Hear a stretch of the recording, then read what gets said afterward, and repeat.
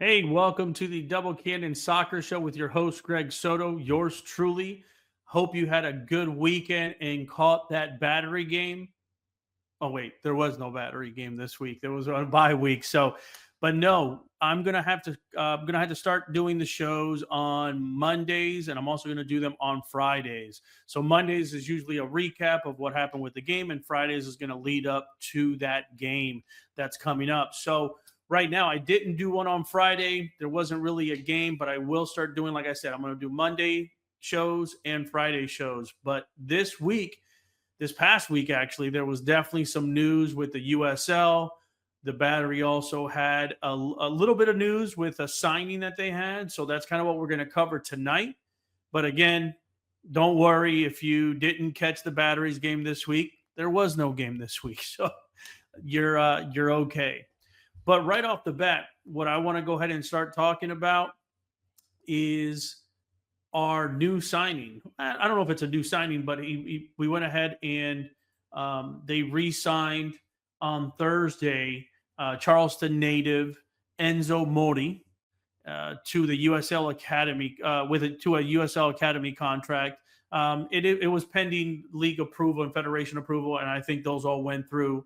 So if you don't know Enzo, this is Enzo. He re-signed again. He is a native there from Charleston, which is always good to see. Having a good home product come up and be signed to the team, and I think that's going to be very, very beneficial for local fans that know Enzo, that go to the games.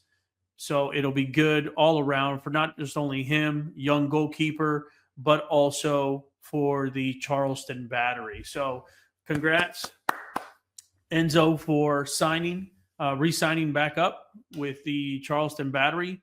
Can't wait to see you out there on the pitch and making some great saves for the team.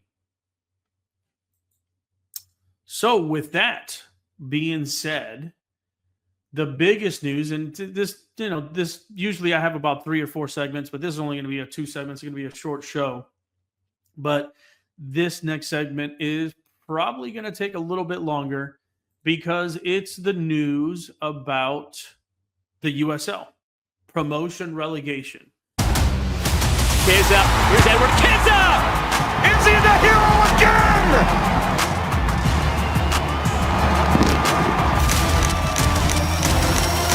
Promotion relegation coming to the U.S.? How do you implement it? How long does it take? ProRel would absolutely be it. It's time for us to be bold and ambitious and make a move. Okay, promotion relegation. We've opened Pandora's box.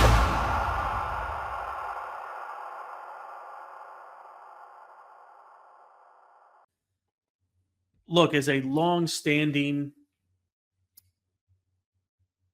soccer fan, and I've been following the EPO for a very long time. There is a team over across the pond that I just been following over 20 years. And I've always been intrigued with promotion relegation. I never really understood why the US doesn't have it. So, I sat down a little bit. I wrote down some pros and cons of what this could mean. I personally, I love it. I really do. I believe that it makes team owners and players hungry. Like, you do not want to be in the 3 divisions that they're going to be in the USL. You do not want to be. I don't know how they're going to do it. They're going to do the bottom 3, bottom 2, bottom 1. I don't know. You just definitely do not want to be down there. You don't.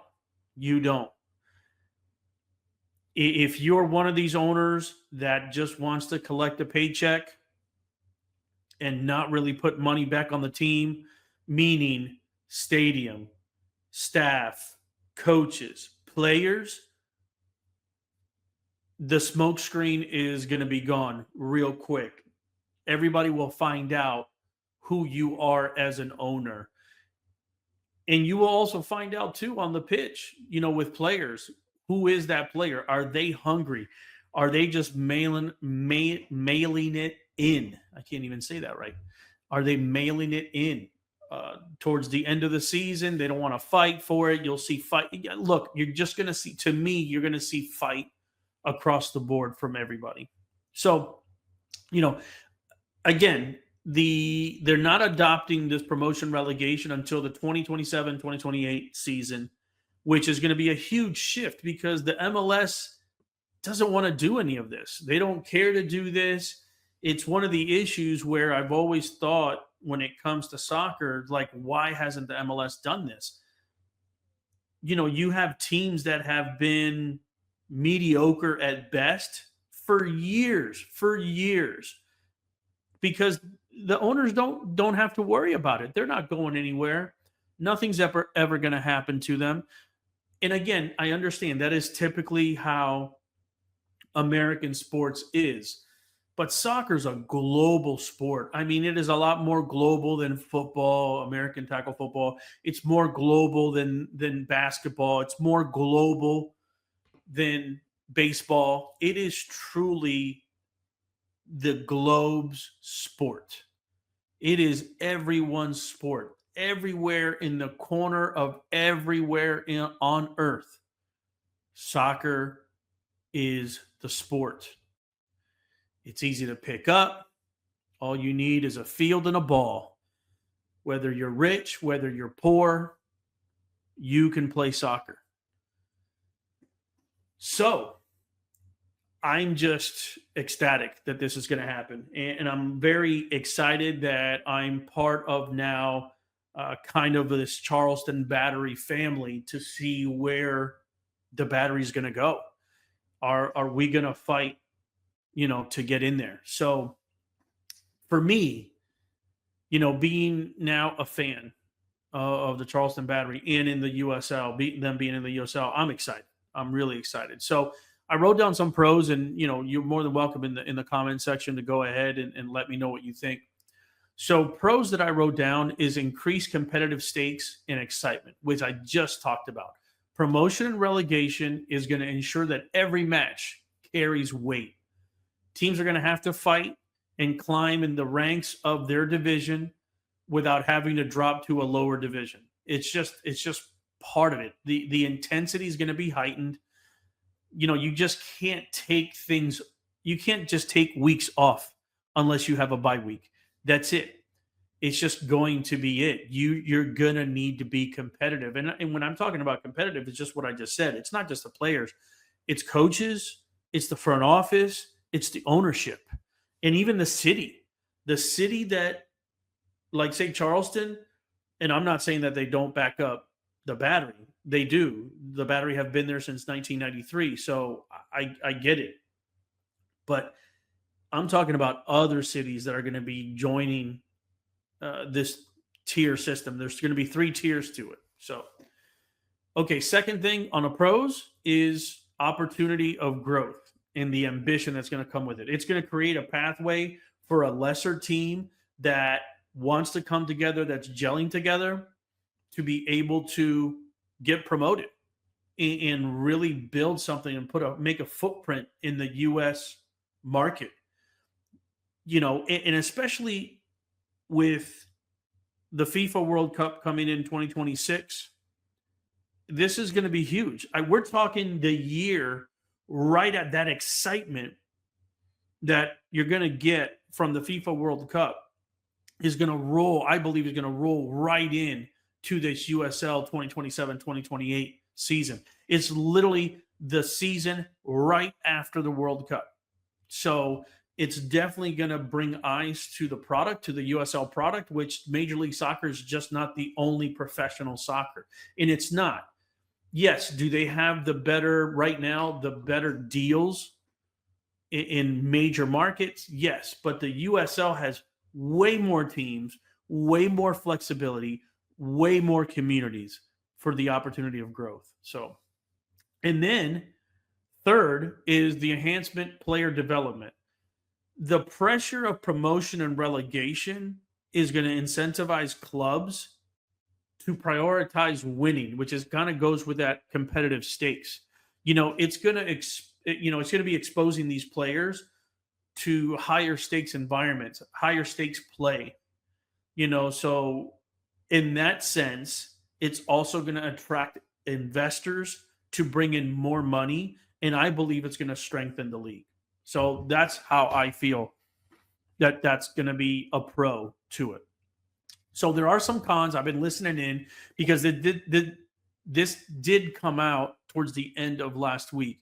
So some cons that could potentially happen are financial risks, because with those high stakes, you're going to have teams that competitively, if they're not putting money into the team, meaning playing players, paying coaches, paying staff to continue to be competitive, they're going to be in a financial crunch to figure out what and who and how they're going to be bringing people in and with what money. So it will pose a little bit of financial risk.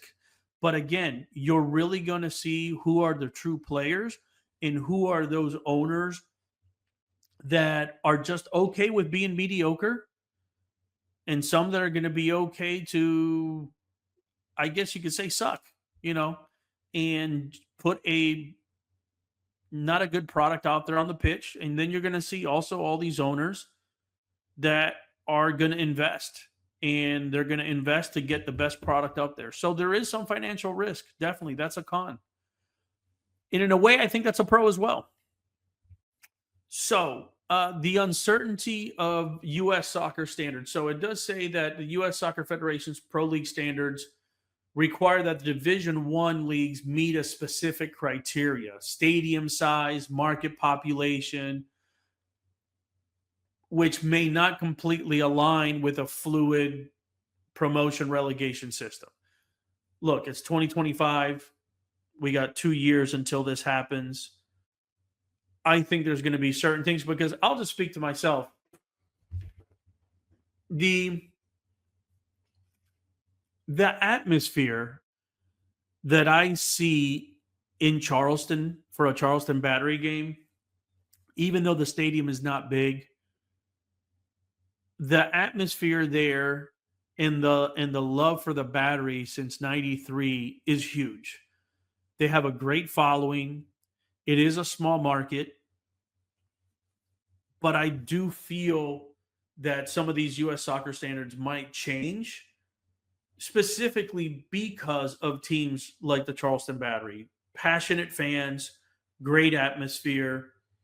Now, will we start needing to sell out that stadium? I do think so.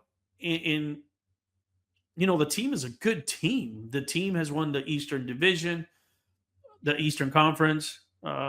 It's won 4 championships in different divisions before in different leagues. So I think there is the passion there. I saw it when I went to one of the games earlier this season. So I think it's there. Hopefully the U.S. standards are going to be a little flexible with certain small market teams that definitely have the potential to be a top tier team when it comes to talent in the front office. It might not just have the stadium maybe that a U.S. standard wants, U.S. soccer standard wants. So, and then the other con would be, once this tier system starts, is the potential for fan disinterest and resistance to it. I don't know about the resistance. I think if you are a soccer fan and you understand soccer, you just don't. I don't know too many soccer fans, and let me rephrase that. I don't know too many soccer fans that just like American soccer. I know mostly some fans have not only either an MLS team or a USL team, but they also follow a team in Mexico, which is promotion relegation. They follow a team in England. They follow a team in France, over in Europe, in South America, where there is promotion relegation. So I don't know about the resistance part. The disinterest could come when a team starts doing bad and they start getting relegated. But to me, that's when you're going to actually find out, who's a fan and who's not. Casual fans might not follow teams that drop from divisions. But again, I mean, it's good to have those casual fans, but you also want that core. And I believe there is a core of fans for every team that could potentially still be there. But I do understand that the disinterest and the dissatisfaction of just fair weather fans once a team starts doing poorly and they get relegated for them to go bye-bye. I get it. So kind of those are just my 3 pros and cons. Let me know down in the comments. What do you think? Any pros and cons that I did not touch on? And I'm sure there's plenty more. I just didn't want to make this a whole hour show when it's just myself.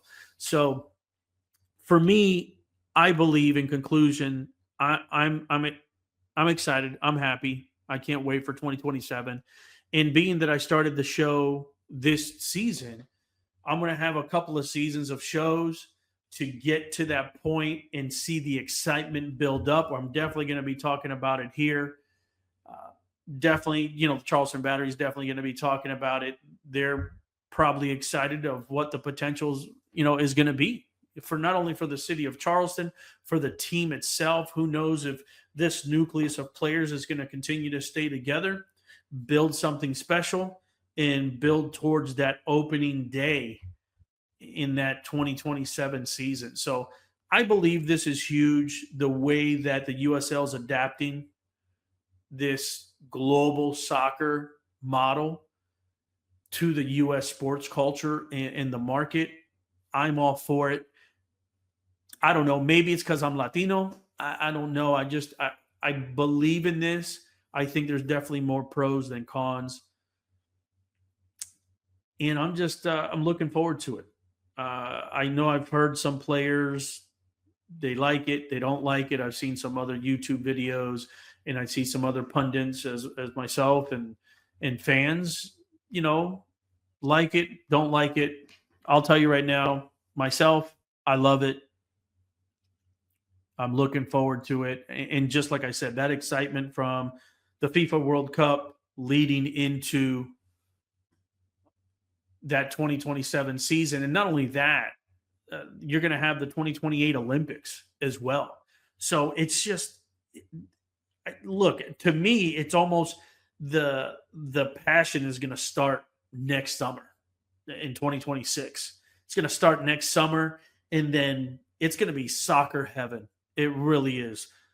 2026 FIFA World Cup. Then in 2027, you're going to have this promotion relegation system in the USL. And then 2028, you have the Olympics. It's just going to potentially just elevate the USL status. And I believe by 2028, the USL, not only is it going to be in 2027, is it going to be right there with the MLS and a top tier professional soccer league. But I think by 2028, going into 2029, the USL will be the premier soccer league here in the U.S. I could be wrong. There is definitely a lot of money in the MLS. And look, anything can change. But I think the teams that are in the USL in this system that they voted on and they're going to go ahead and go forward with it is really huge. And I'm very excited as a Charleston Battery fan. So we'll see how it goes. So let me know what you think. Thank you for tuning in. I'll see you on Friday. I believe there is a cup game this weekend. I'll have to take a look. But tune in on Friday. I'll let you know a little bit more about that and leading up into the following week, where also I think April 5th, the Battery are going to play the Rowdies from Tampa Bay. So thanks again for tuning in for this short show, but definitely important promotion relegation talk. Let me know in the comments, and I'll see you on Friday. Bye.